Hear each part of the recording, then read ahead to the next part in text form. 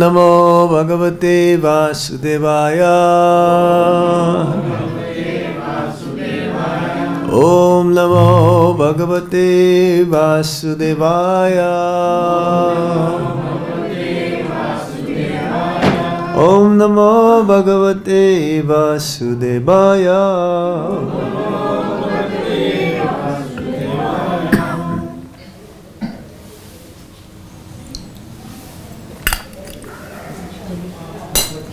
Reading from the Srimad Bhagavad-Gita as it is, Chapter 18, the Perfection of Renunciation.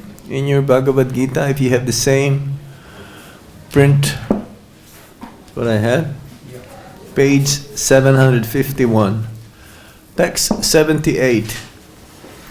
This is the last sloka of the Bhagavad-Gita.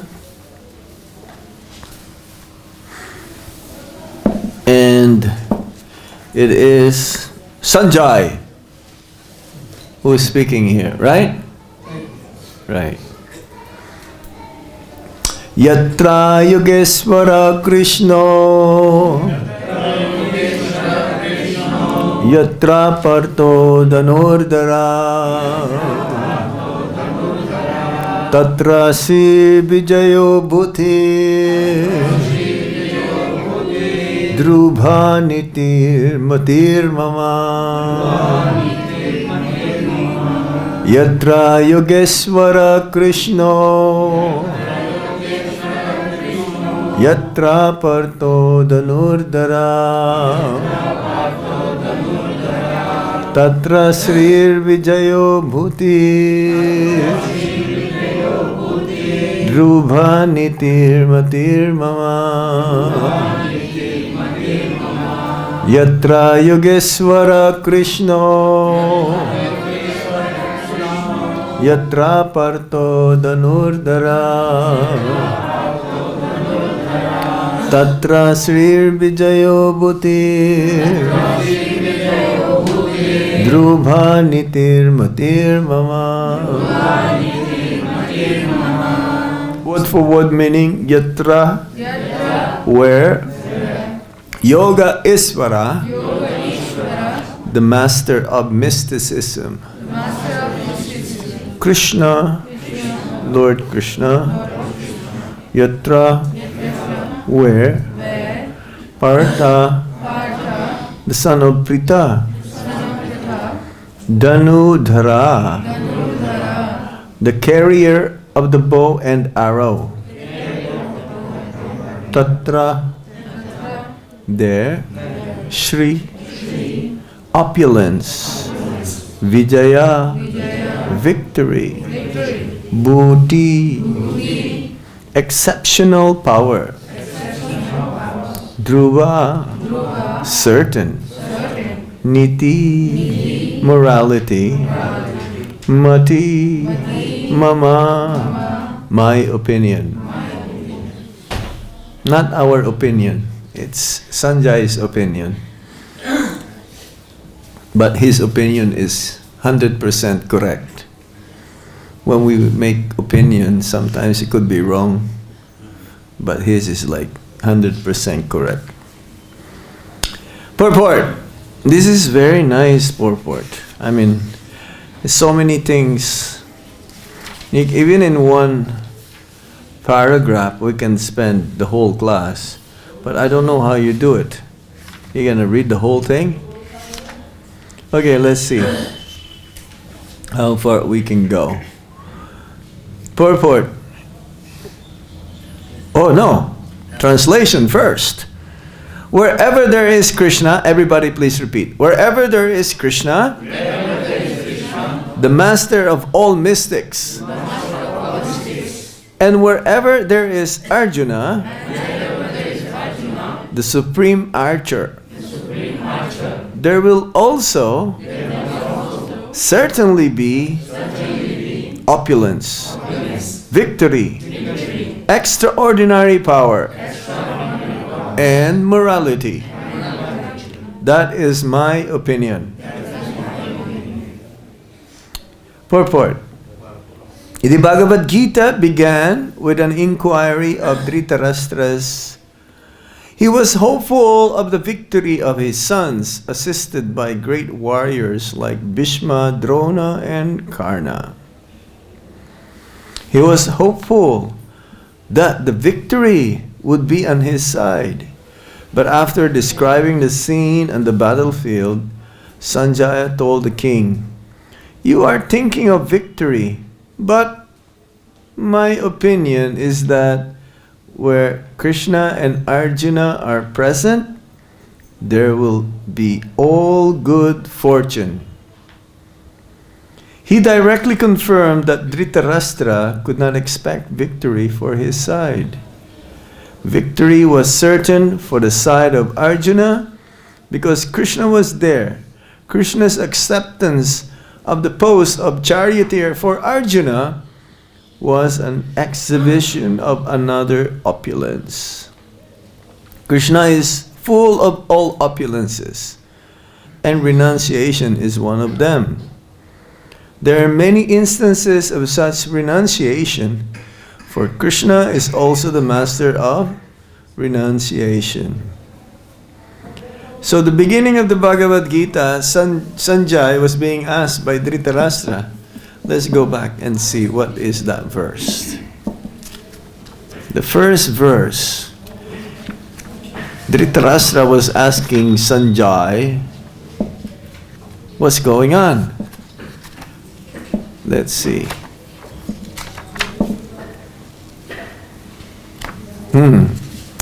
Dhritarashtra said, "O Sanjay, after my sons and the sons of Pandu assembled in the place of pilgrimage at Kurukshetra, desiring to fight, what did they do?" And then in the end, Arjuna is replying, ultimately, after the narration, because this is like the original live streaming event is being going on, and is being like, he has a television in front. Dhritarashtra is like watching by the description of Sanjay, even though Dhritarashtra is blind. Now how can you see? Even right now, we don't see with our eyes. We see to our hearing. Yes? It's like it says in the Bhagavad-Gita, Kṛṣṇa is the Supreme Personality of Godhead, but we don't have that full realization. We just heard. And even in the beginning of the Bhagavad-Gita, Srila Prabhupada says that in the beginning, just try to accept Kṛṣṇa is God. Accept. Have faith that Kṛṣṇa is God. And then everything will follow. We don't have any clue, we don't have any idea Kṛṣṇa is God. But we just heard from the right source, from the Lord Himself or from His pure representative. But how is it that every day we're offering Bhoga, Arti, all these things because of faith? Faith plays a very vital role in one's advancement in Kṛṣṇa consciousness. Some says that Bhagavad-Gita was didn't really happen 5,000 years ago. This all happened only few years ago, few hundred years ago. But if you go to Jyotisar, how many of you been to Jyotisar? Kurukshetra? Oh, you have not seen the place where the Bhagavad-Gita was spoken. We've been there many times, and we have a temple being constructed right now. Kṛṣṇa Arjun, or Arjun Kṛṣṇa, a temple. Big, big temple. But there are 4 horses. How many horses there are? 4 or 5? 4. Are you sure? Who says 4? Don't look at... How many? 5. 4? Yes. Are you sure? Okay, let's count it. Let me see. It didn't show. It doesn't show here. Yeah, but that's Prema Mandir. There are 4 It doesn't say here. Actually,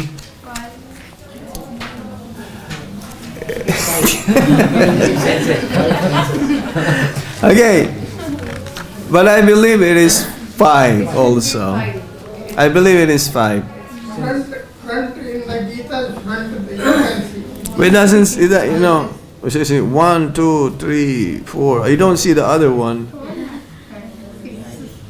Anyway, 4 or 5. Huh? Just the one more than one. Yeah. It doesn't make that much difference. But usually the horses are compared to the senses. 5 senses. The rein is the mind, intelligence is the driver, and the passenger is the soul. But of course, this is a different one. The process here, the Bhagavad-Gita, is that Dhritarashtra was inquiring in the beginning, what do they do? What does it look like? So Sanjay was giving a description of the beginning of the battle. And if you go to Jyotisar, it's such a small place. Actually, it's big.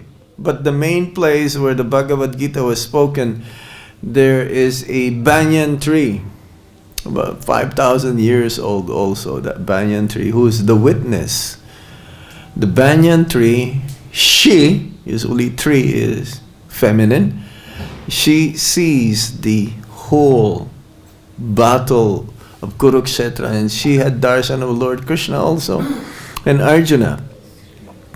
So there are many great personalities were there. Kings, relatives of both sides, the Pandavas and the Kauravas. And Dhritarashtra was kind of like, have that feeling that, well, we're going to be in victory here. Because on our side is Bhishma Dev. Bhishma Pitamaha, great grandsire of the dynasty where the both parties are actually, they are relatives. And Dronacharya, who's Dronacharya? He's the martial arts guru. He's the one who teaches the Pandavas, both the Kauravas, when they were still young, how to shoot arrow, how to fight with club and all these things. And also Karna. Karna, if you realize, if you've heard also, Karna is a better archer than Arjuna. He's a better archer. And actually he's also a brother of the Pandavas. But somehow the arrangement is such a way that to keep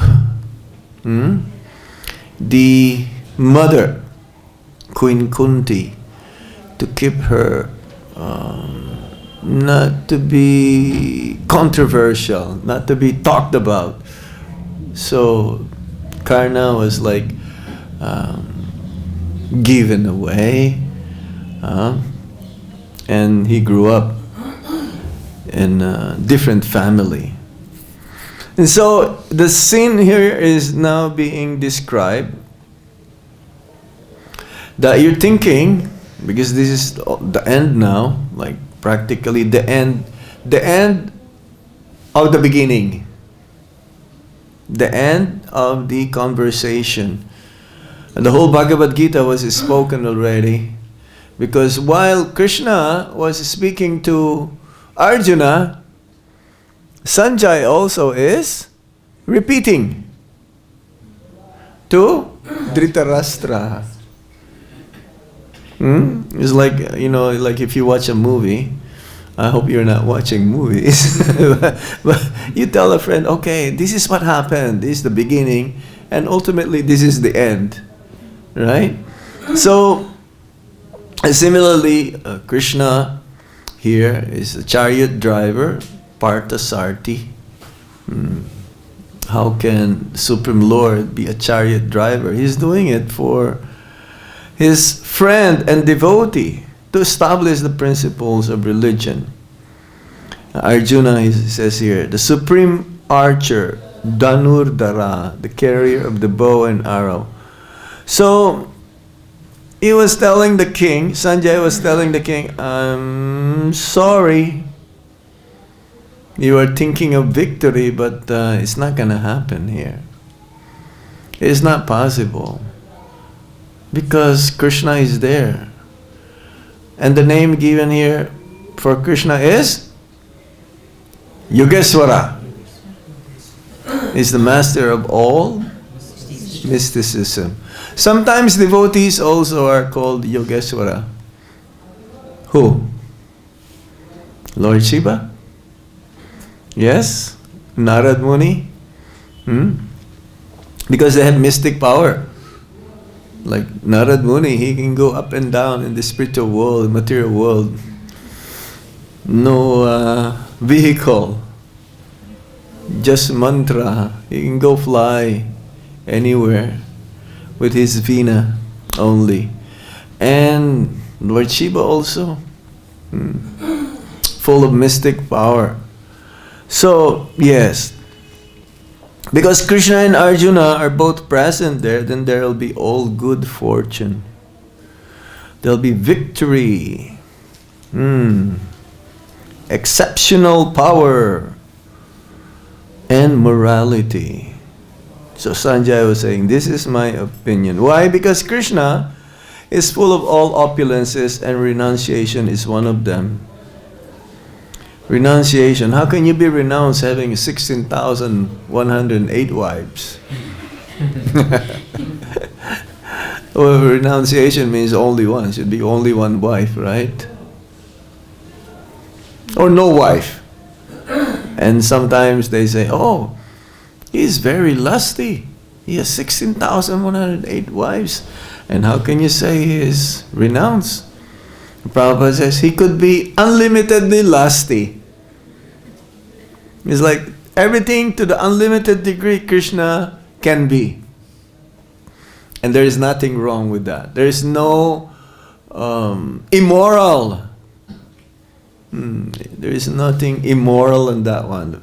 For an ordinary person to have many wives and then he's not able to be with all the wives at the same time in different palaces or different houses, it's not possible. But Kṛṣṇa is present simultaneously in 16,108 palaces in Dwarka. And he's doing many, many wonderful activities. Each and every wife thinking that I only have Kṛṣṇa with me.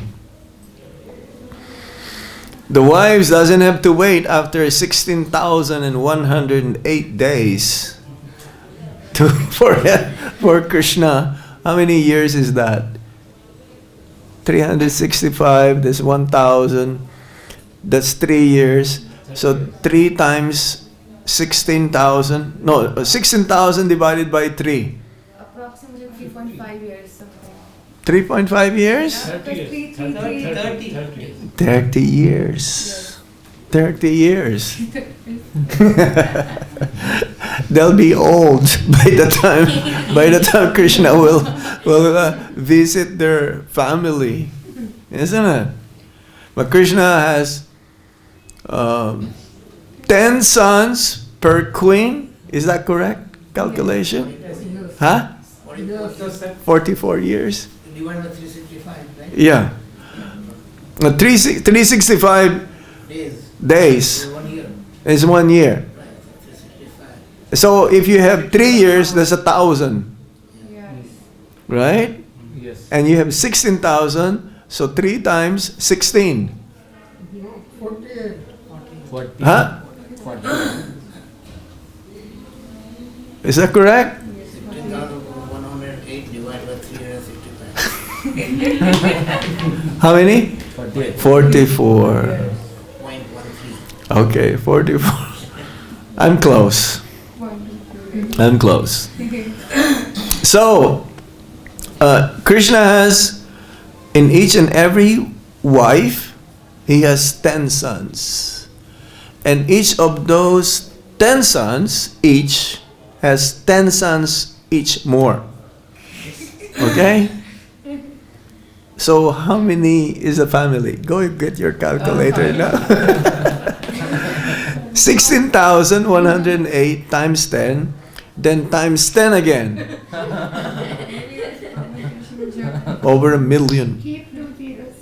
1,610,000. Only. That is the sons. That is not including the daughters. The daughters.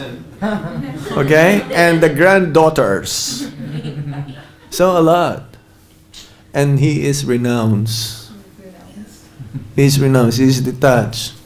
Every morning, as soon as the cock crows, like the first signal, what time that the first crowing of the cocks will have? Huh? 4 o'clock. No. 2 o'clock. 2:30, something like that. Yeah. That is the very first.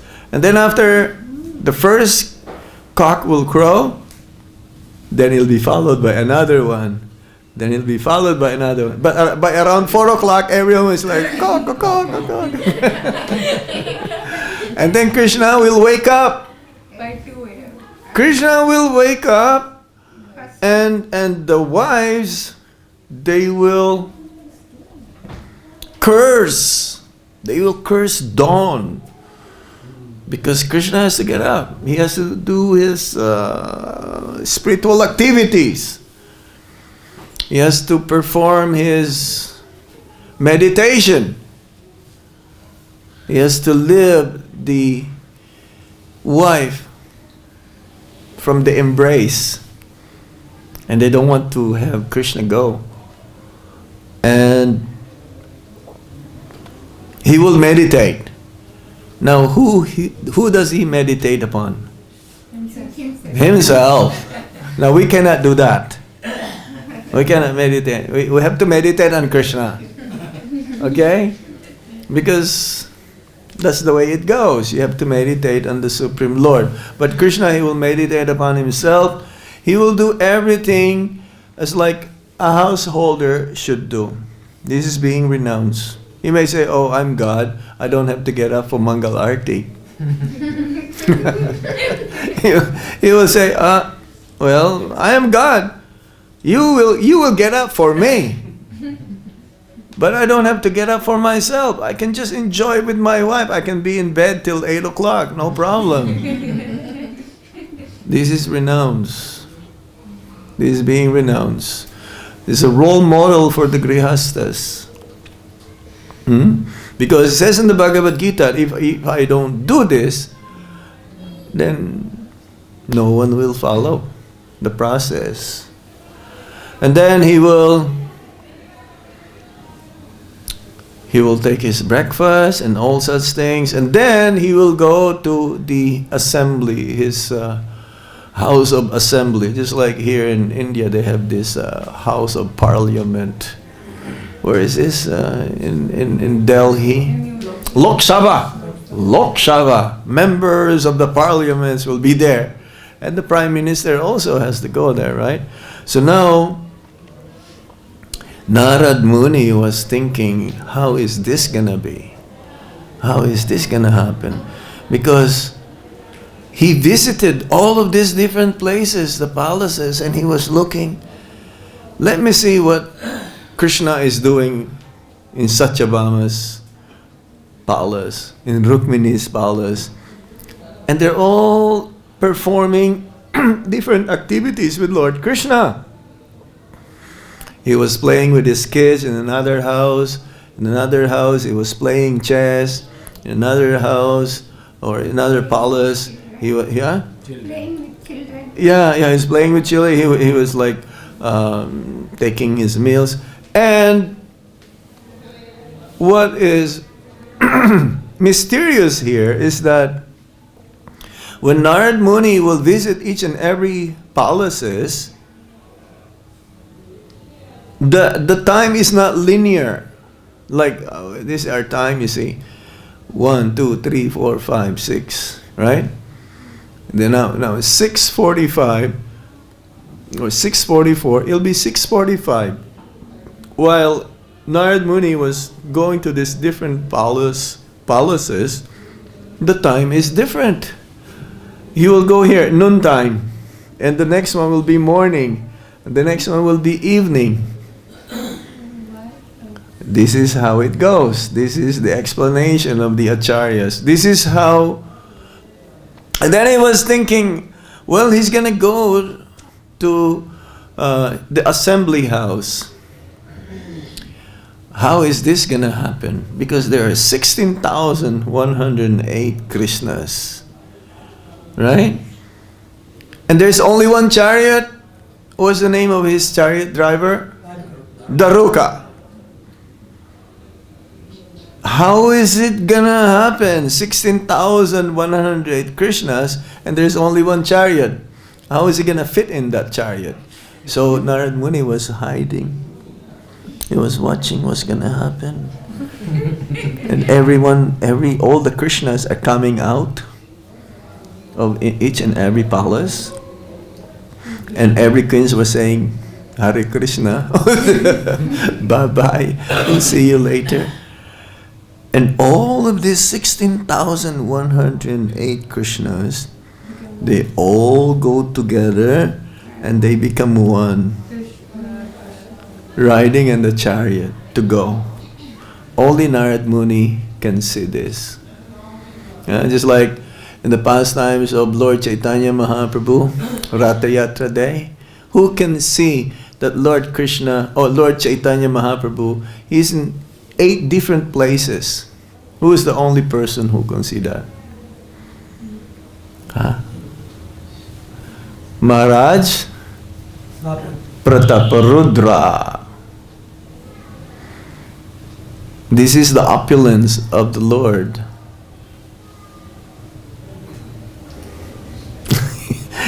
He can see, the Narad Muni can see. And then after the day is over, now he has to go back to the queens. He saw the chariot driver driving Krishna's chariot, park in the parking lot. And then after that, Krishna now has to go back, right? 16,108. Again, different expansions of Lord Krishna going to these different palaces. This is opulence. This is mystic power. Now, who can do that? Only Krishna. So that's why he's the master of renunciation, and he's also the master of mystic power. Full of opulences and renunciation. Next paragraph. The fight was actually between Duryodhana and Yudhishthira. Arjuna was fighting on behalf of his elder brother, Yudhishthira. Because Krishna and Arjuna were on the side of Yudhishthira, Yudhishthira's victory was certain. Especially when he blew, everyone blowing their conch, right? But what's the name of Krishna's conch? Panchajanya. So when Krishna blew, it's a Arjuna. Was it Arjuna or Krishna who blew the conch? But when Krishna blew his conch, it's a different sound.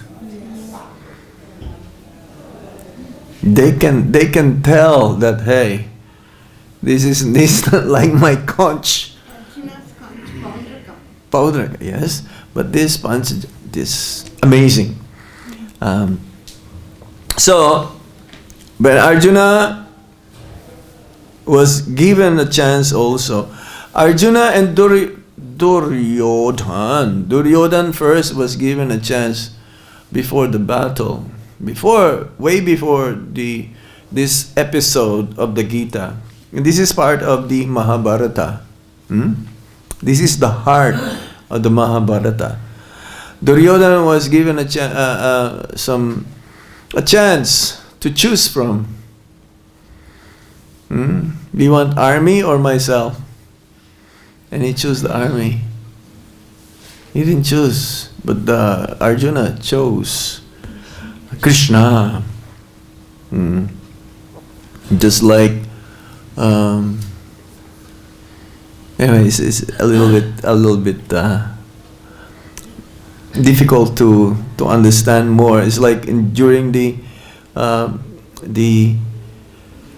truce between the demigods and the demons, because Vasuki is being used to churn. Which the demons, which part did they choose? Head. The head, yeah, and the demigods, okay, they got the tail, because better you get the head, right? But of course they wanted to cheat. That's another thing. So because Krishna and Arjuna were on the side of Yudhishthira, Yudhishthira's victory was certain.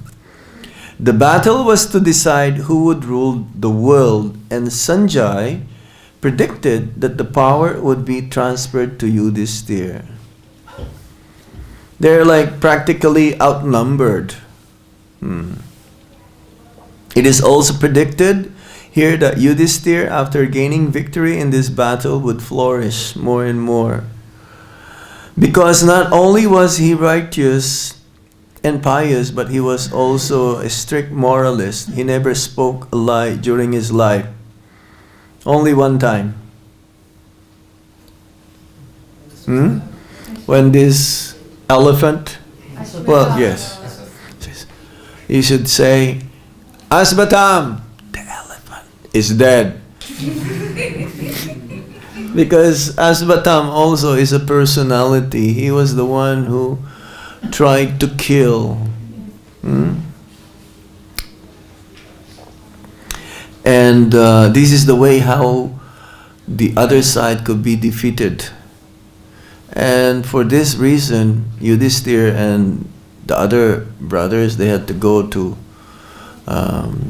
difficulties before reaching the spiritual world also.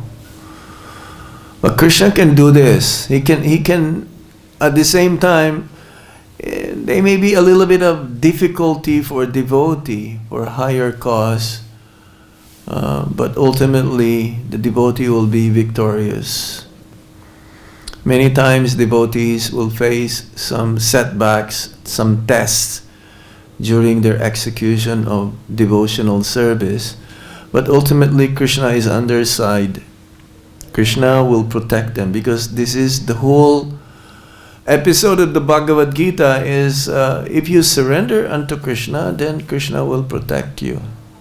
Krishna will carry everything, carry all the burden. He will have you rest assured that you don't need to worry, that there will be no anxiety.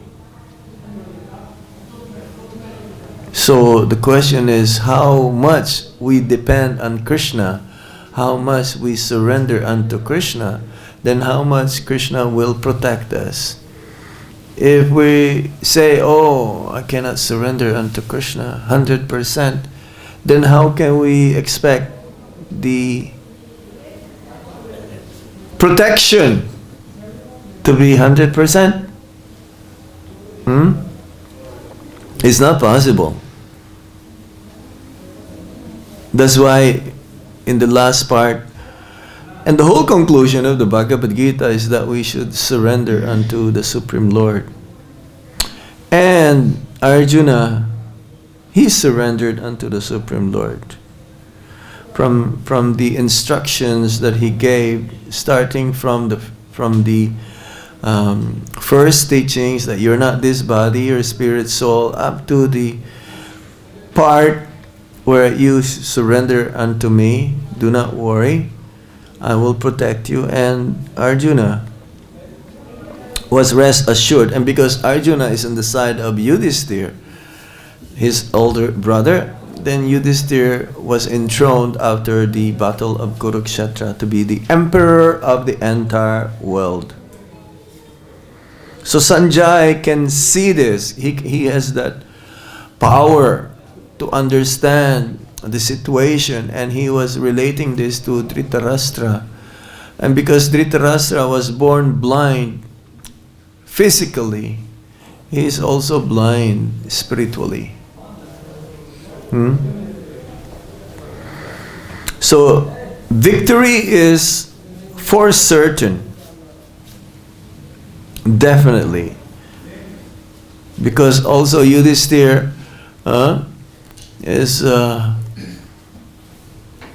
righteous, is a follower of Dharma, is a follower of the principles of truthfulness, of religion. There are many less intelligent persons who take Bhagavad-Gita to be a discussion of topics between two friends in a battlefield. But such a book cannot be scripture. This is what they say. Some may protest that Krishna incited Arjuna to fight, which is immoral. But the reality of the situation is clearly stated. Bhagavad-Gita is the supreme instruction in morality. When the Lord performs activities, it may seem like immoral. It doesn't have the expression that, or we cannot imitate. That is the difference.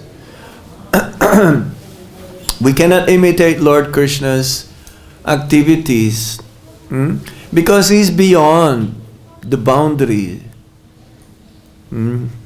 of the material energy. It's like we heard He was stealing. If you steal even one cucumber, hira kira, it's the same, right? If you steal a cucumber, it's the same as stealing a diamond. It's stealing. Stealing is stealing, but Krishna will steal the garments of the young gopis. That is immoral. Prabhupada was saying in the class, in India, yes, when the ladies will take a bath, they have a special place, no one goes there, and they take off their clothes and they take bath freely. But Krishna will go there and pick up the clothes. Or he will steal the butter, yogurt, and all these things. So, nothing immoral for the activities of the Supreme Lord, and actually that enhances or is like more of an ornament of the Lord's qualities. But if we do the same thing, it will be considered as a crime or a sin.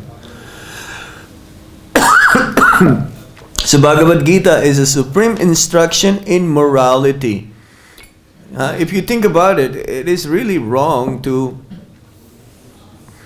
fight your own blood relationship with others, your relatives.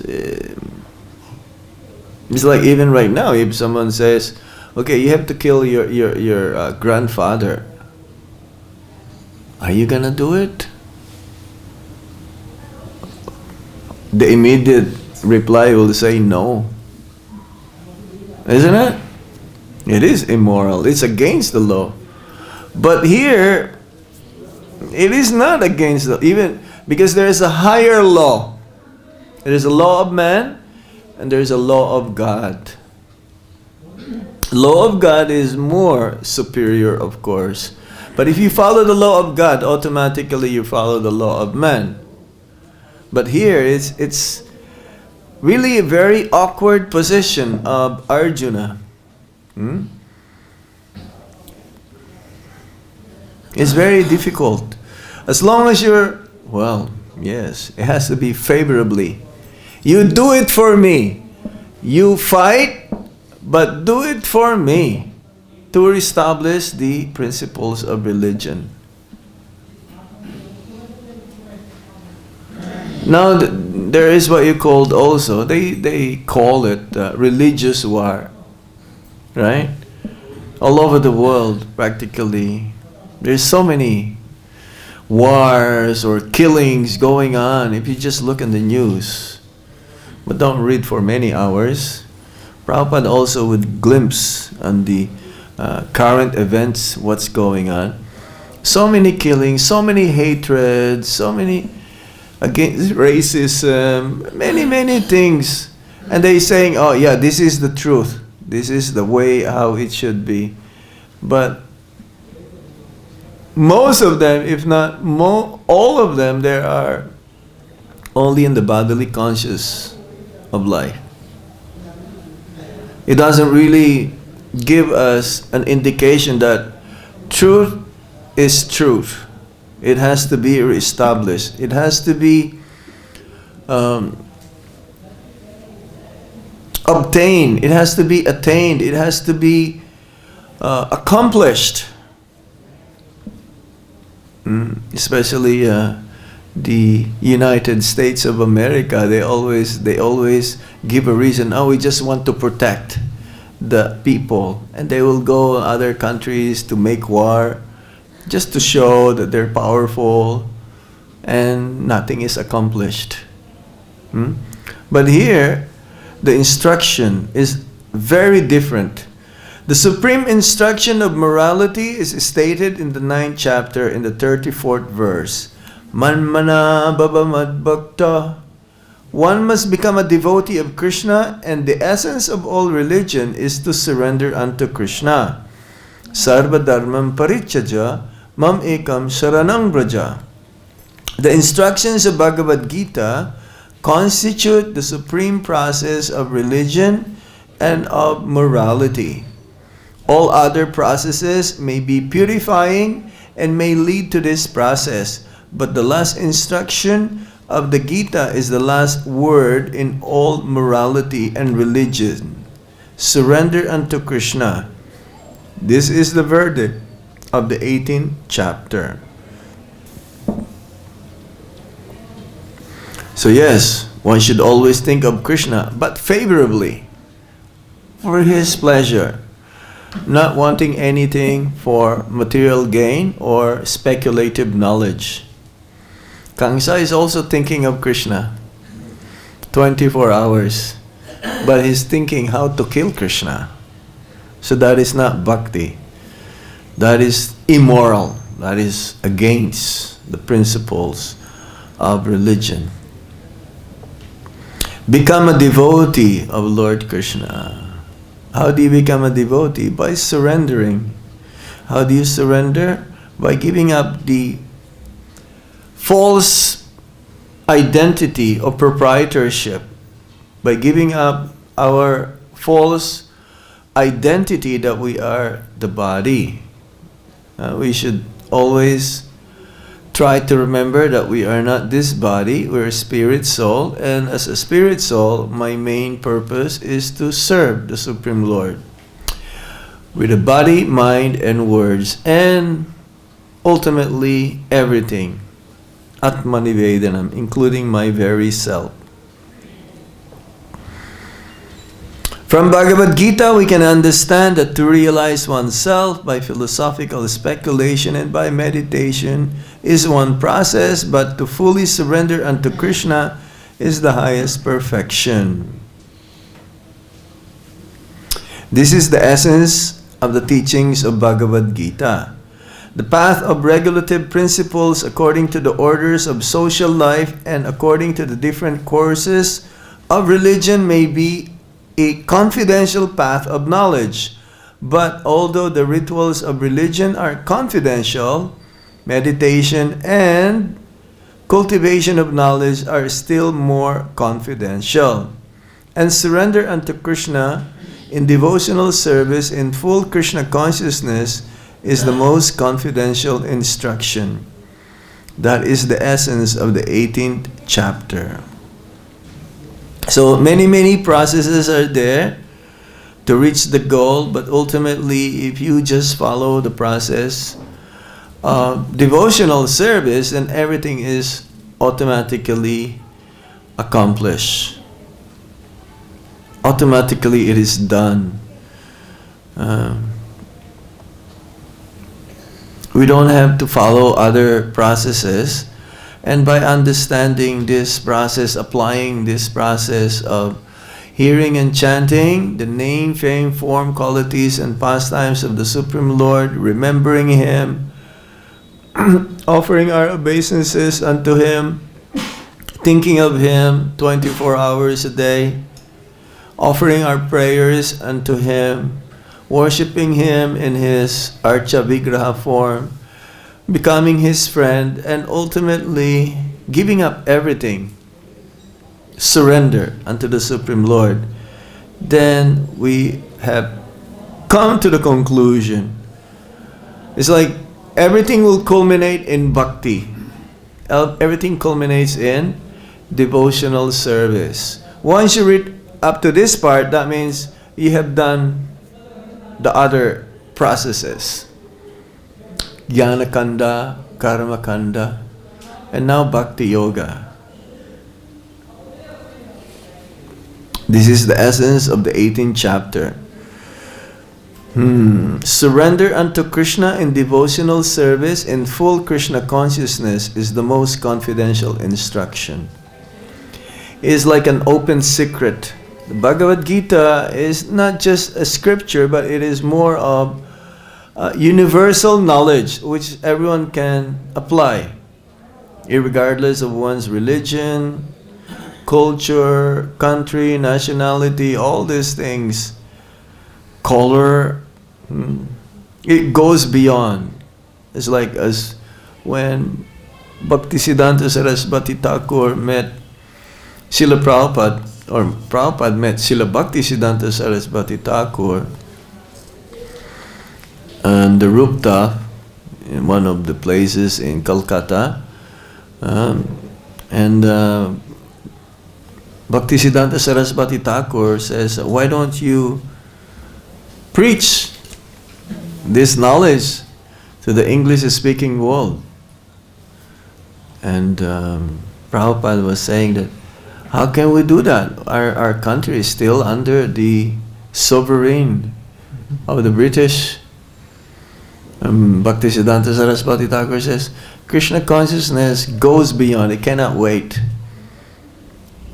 Nothing can impede Krishna consciousness. Nothing can really stop. It doesn't depend on anything.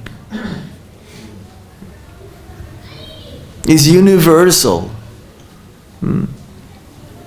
It's like we were in GLA University this afternoon or this morning. There were about good 200, 300 students there, and we all gave them Bhagavad-Gita each. Someone donated Bhagavad-Gita, and they really appreciate, because in India everyone knows what's Bhagavad-Gita, but they don't really know the real import of the Bhagavad-Gita. To establish our relationship with the Supreme Lord, to understand Krishna as a Supreme Lord and we are His servants. They appreciated our presentation. Usually Prabhupada says, don't give the books for free because they will not value it. But this university students, I told them, you have to read. We give you this, but you have to read one sloka a day. Like in the material world, an apple a day keeps the doctor away. But then I told him, a sloka a day keeps Maya away. And I told him how fortunate they are because they are in Braj, they are in Vrindavan. Everything that you do here is multiplied 1,000 times. So you must be very careful also. Okay. Another feature of Bhagavad-Gita. Alright, I will stop here. Is there any question or comment? It'll take another class. Huh? There's so many things. It's so many things in here. I'm telling you, it's not, because this is the last. Prabhupada put everything in this last verse. This is the conclusion now. Actually, it should have been divided, you know. But in any case, we can read this, but then I'm not be able to explain. Time is already past. I don't want to keep you hold for a long time more. Is there any points, any questions? Huh? Yes? Any questions? From what we've read? From what we discussed? In one of our BTJ, I read Back to Godhead magazine? I read one matter, that is, Dhritarashtra was in 3 ways blind. 3 ways he was blind. One is physically he is blind. And? Physically he was blind. Yes. Then, after entrusted Bandu's children to Dhritarashtra, he was partial between his children and Bandu's children. Mm-hmm. And whatever Duryodhana did, he accepted. Yeah. Blindly accepted. Yeah. That is, his mind was also blind. Physically and spiritually blind. Mind. Then, after hearing Bhagavad-Gita through Sanjay. almost like Well, he was still blind. blind. Yeah, because only Vidura, Jnana also blind. only Vidura woke him up. Physically and mind and jnana. 3 ways. Yeah. They're all connected. Yes. Mm-mm. But if one is physically blind, doesn't mean he's also spiritually blind. We had a painting in More Kutir. I believe this is in Varshana. There was a saint. He was blind from the very beginning, but he was pure in his heart, and he was able to paint Kṛṣṇa and Radharani dancing like peacock. How can he see? How can he's blind? So how is he able to put the eyes of Kṛṣṇa and Radharani's eyes and the dance like a peacock? He can see. So not all the blind physically are also spiritually blind. It's very special. Have you been there? In Barshana? More Kutir? Huh? Yes. But you're not allowed to take a photo. You have to take a photo with your heart. When you take a photo with your heart, no one can take it away from that. Okay? If you lost your iPhone, you lost your picture. Bilvamangal Thakur also. Yes. He blinded himself, and then Kṛṣṇa came, and Kṛṣṇa showed him the path. Yes. Kṛṣṇa Karnamrita. Mm-hmm. Kṛṣṇa was behind. Yes. Right. Here. Mm-mm. That's another story. Anything else? Any questions on this point? I like to read it more, but then it's already overtime, 6:45 or 6:15. I think it's a lot to digest what we've said. Any comments, Govind? No? Question? No? Okay, so we'll end here. Thank you very much. Please read Bhagavad-Gita every day, okay? This is part of our medicine. Read Bhagavad-Gita. Even one sloka. One sloka. It'll make a big difference in our life. Will increase our faith towards the process. And I'm very, very grateful to be amongst you, because I know many of you, you come for Bhagavad-Gita every day. Unless you have a taste for this Bhagavad-Gita, you will not come here. If you didn't have a taste, you will not come here. But you have a taste, so you're coming here. So that is a good sign that you are actually making advancement in Krishna consciousness. Thank you very much. Srila Prabhupada K.